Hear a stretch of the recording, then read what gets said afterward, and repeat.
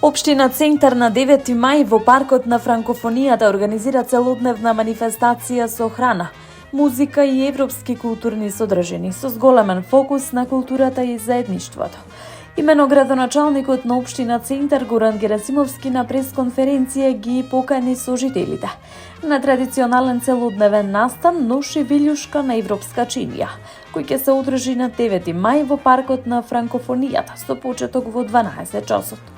Тој истакна дека настанот се организира по повод Денот на Европа и представува символ на дружење, културна размена и заедништво.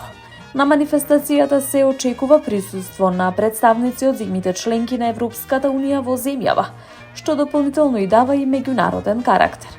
Ова е настан што прерасна во убава традиција. Со години наназад во овој парк се дружиме, запознаваме различни култури и уживаме во гастрономија од целиот свет. Саботак има забава и изненадување за сите генерации, добра храна и добра музика, изјави Герасимовски, додавајќи дека се очекува голем број посетители и позитивна атмосфера. Нагласи дека настанот е дел од пошироката стратегија за развој на културата во општината, при што буџетот за културни активности значително се зголемува од година в година. Од 3 милиони денари преку 13 милиони до 25 милиони денари оваа година.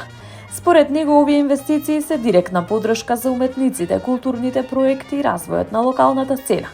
Во изминатите месеци општина Центар реализирала бројни културни активности, меѓу кои тематски прошетки, поетски, уметнички настани, концерти и одбележување на значајни датуми.